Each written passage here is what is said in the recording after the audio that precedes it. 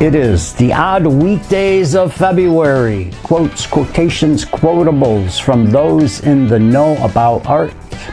We retrofit it to photography. But first, before we go down that road, travel with me back in time.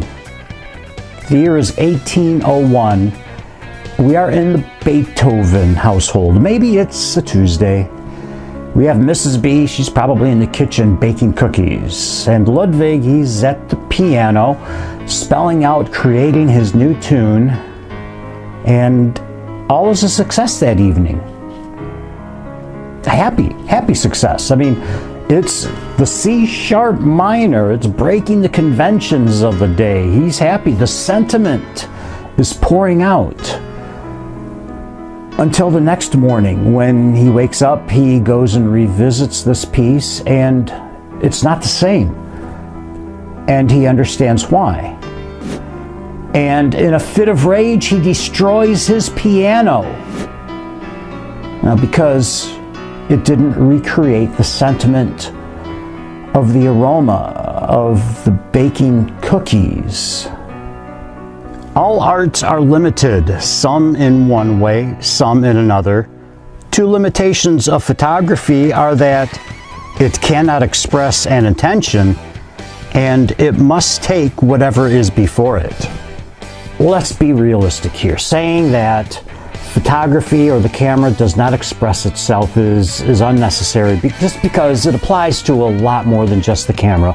The same thing could be said about a saxophone, a paintbrush, or a typewriter keyboard, or an artboard with the paint by number printed on it. But what about the other part? It must take what is in front of it.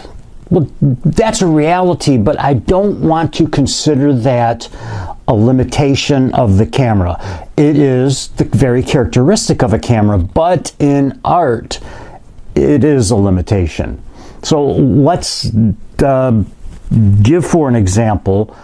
Taking what is in front of it is vitally important for, say, a photojournalist or an X-ray technician. That's just what's cool about the camera and photography. It can be used as a scientific duplication machine, and it can be used in art as a method of depiction. Art versus science, and I don't want to say versus because it's not a battle here.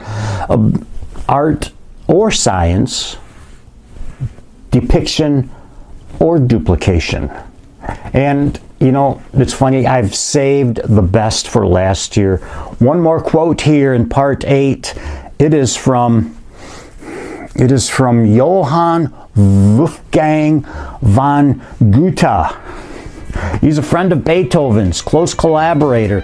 He grabbed that sledgehammer out of his hand. Okay, no, that was a bunch of bullshit. I was making up that thing about Beethoven.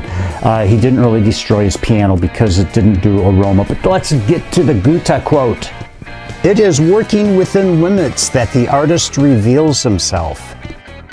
The first time we pick up this machine, the camera, we think it's easy to make art. I dare say Goethe, back in the days before photography and the camera even existed, agrees with me that I think, frankly, it is a greater challenge to make art with a camera. The odd weekdays of February, we've got 2 more to go. Thanks for joining us here. We'll catch you next time. Bye-bye.